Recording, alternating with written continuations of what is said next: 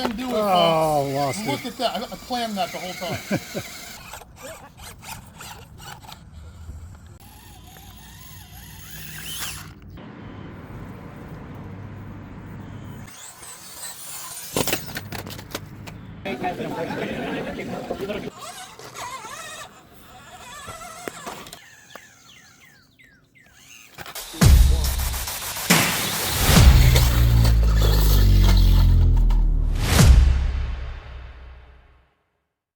Welcome back to the channel, everyone. Quick one today. We're going to take a look at tuning the SCX30 with shock placement and an often overlooked feature of the SCX30. So let's dive into it real quick and then we will go hit the rocks. Let's go ahead and pop the body off.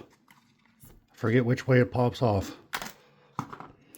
So since the last video, I had a little bit of rear weight. As I found going downhill, I was flipping forward, so helping to lower the center of gravity, but it does hurt our 60/40 goal for weight bias, but overall generally better crawling with a little bit of weight in the rear, and I've just got a little tungsten weight taped down right now.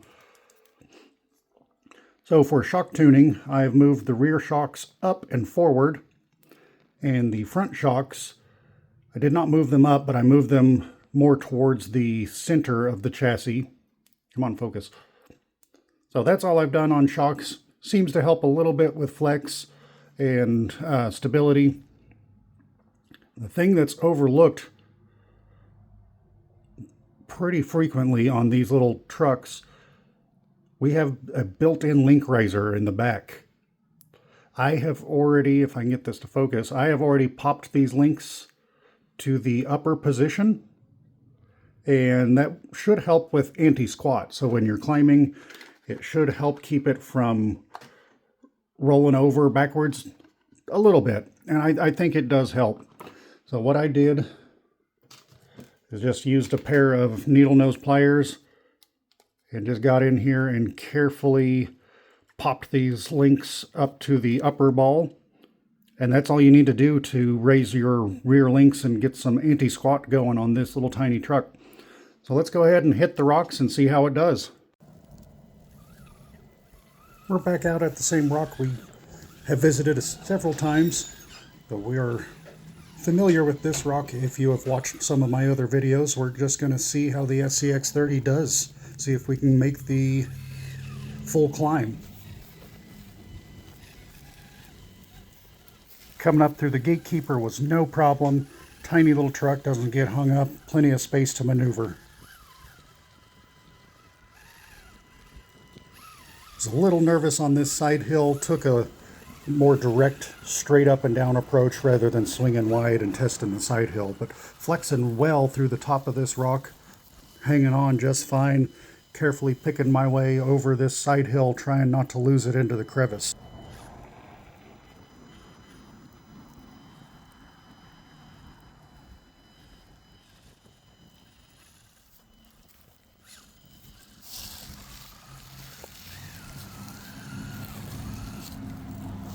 One thing I would like to see for the SCX30 is some axles with better turning. The stock axles are fine. It would just be nice to get some turning like the Isokinetics or modified SCX24 axles.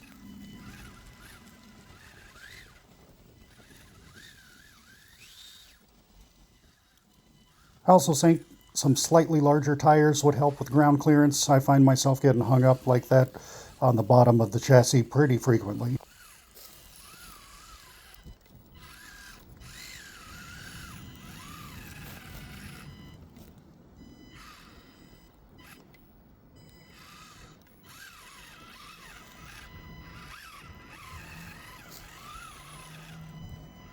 And we made it all the way to the top.